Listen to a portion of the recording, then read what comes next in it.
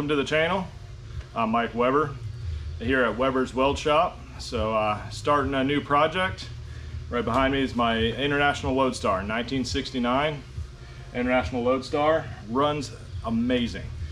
It's almost a shame to tear it apart, but here we are. We're gonna go and start this project. We're gonna take it off its original frame and we're gonna go throw it on a P30 chassis. Now I'll show you in a little bit. And then we're gonna throw a DT 466 in it with a 10-speed Eaton Fuller in it. A little bit about the truck. I found it on Facebook Marketplace and in Nebraska. Currently we're in Ottumwa, Iowa. Went out there in March about 4 years ago and went and picked it up and drove it all the way home. A 4-hour trip, took us almost 7 hours. Not because it broke down, because of how slow it drives. I took it down I-80 interstate at 50 miles an hour tops. And if I have some clips, I'll go and put some clips in of me driving it.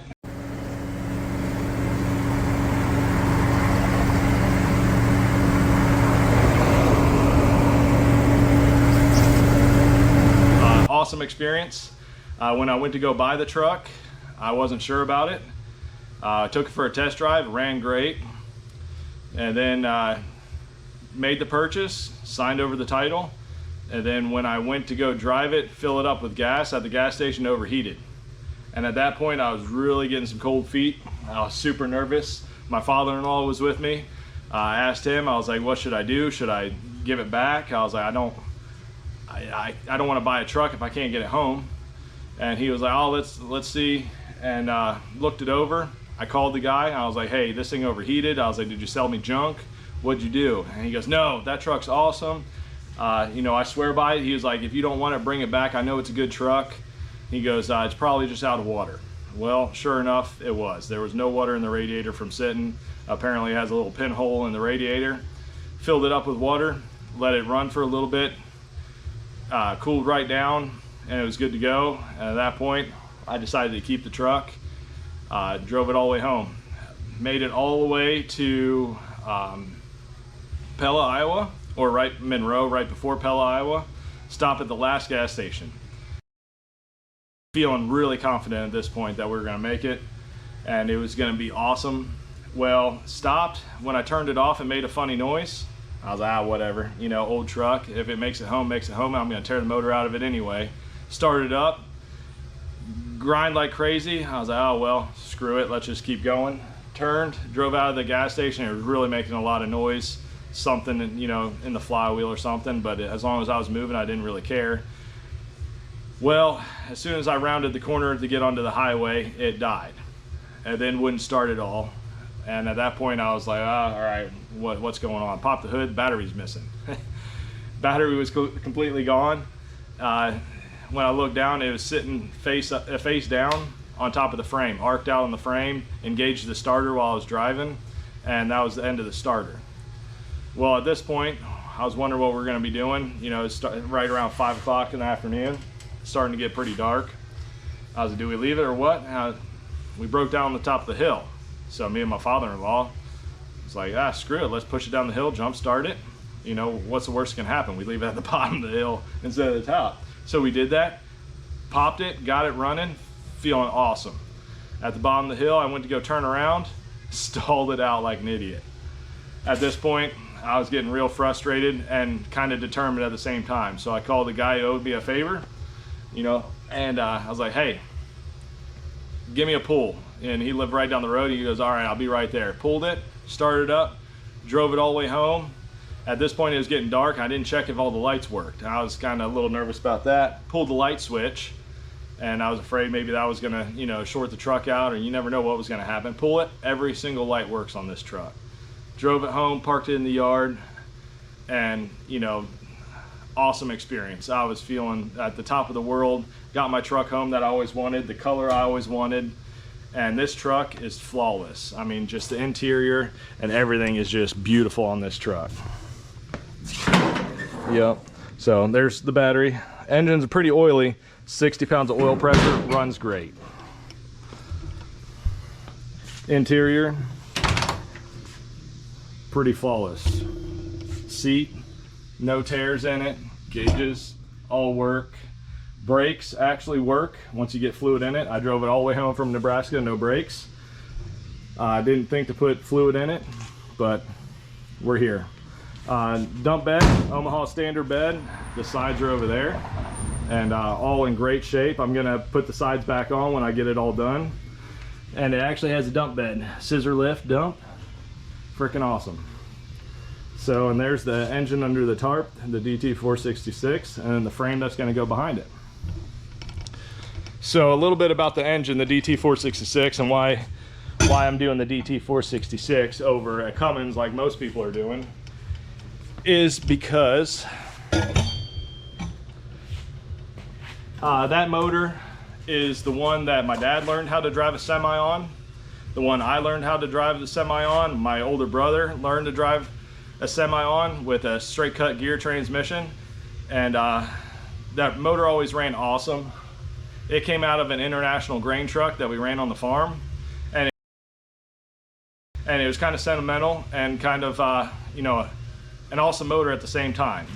You can get a ton of power out of them. They're reliable, and that's what I'm deciding to put in it. And it's not the small DT, it's the biggest DT466 out there, 189 horsepower one. It's going to be a challenge to fit in here, but I'm determined to do it because I want that motor in this truck with this combo, and it'd be pretty cool to have an all International truck. So that's what I'm doing. Appreciate you know, any likes, comments, and this is my first video, and this is going to be my first series building this truck. So come along and enjoy it. Thanks.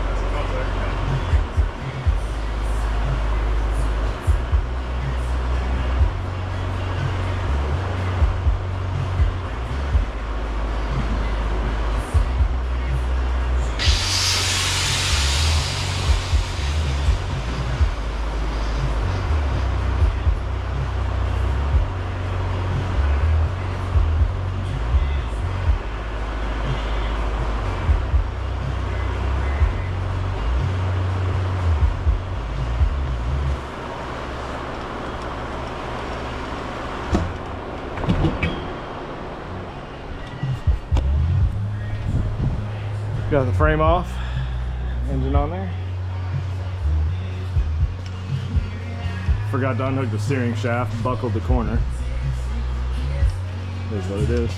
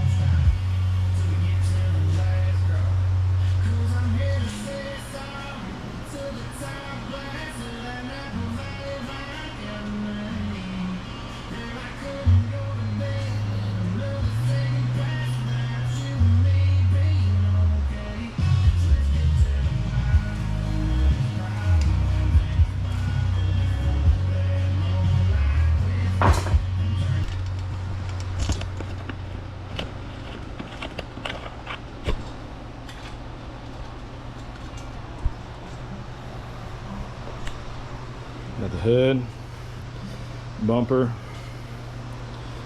radiator shroud. Yeah, pretty pissy about this, but you can tell it's a little rusty there. But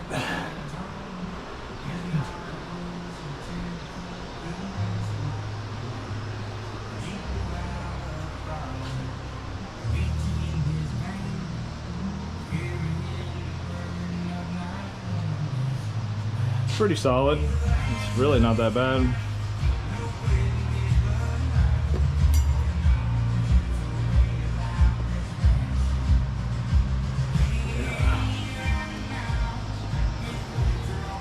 Frame.